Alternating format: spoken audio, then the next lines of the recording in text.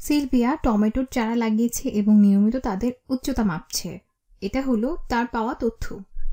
বিফস্টেক tomato চারা গাছের উচ্চতা হলো 3/1 ফুট, রোমার উচ্চতা হলো 2/7 ফুট এবং চেরির উচ্চতা হলো 3/1 ফুট।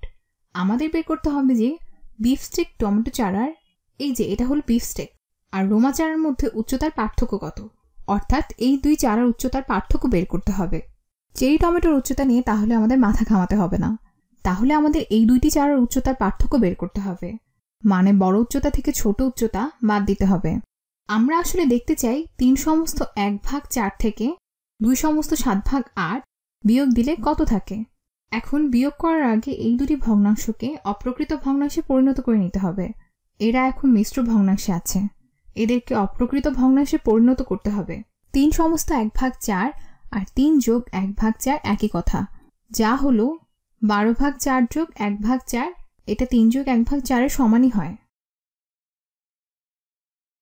এটা থেকে বিয়োগ দিতে হবে 2/8 2/8 আর 2+8/7 একই কথা। 2 হলো 16/8 যোগ 7/8। তাহলে আমরা আমাদের সমস্যা সমাধানের প্রায় কাছাকাছি চলে এসেছি। 12/4 যোগ 1/4 কত হয়? 13/4। তাহলে 16/8 যোগ 7/8 কত হয়? আমরা পাই 23/8।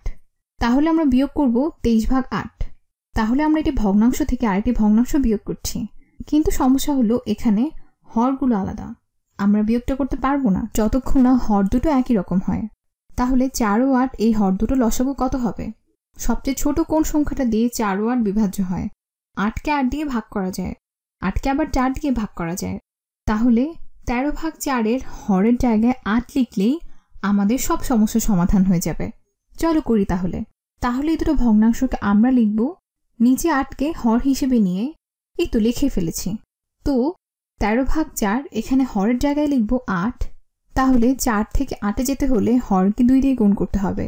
ভগ্নাংশের মানের যেন কোনো পরিবর্তন না হয় তার জন্য লবকেও 2 দিয়ে গুণ করতে হবে। 2 দিয়ে গুণ করলাম, তাহলে পেলাম 26/8। তাহলে এখন 26/8 থেকে 23/8 বিয়োগ দিতে হবে। নিচে হবে 8 আর উপরে লিখব 26 - 23 সমান 3/8। তাহলে পাচ্ছি 3/8। এটাই হলো বিফস্টেক আর রোমা টমেটোর চারার মধ্যে পার্থক্য। আমাদের একক আছে ফুটে, তাই আমাদের উত্তর লিখতে হবে 3/8 ফুট। এইভাবে।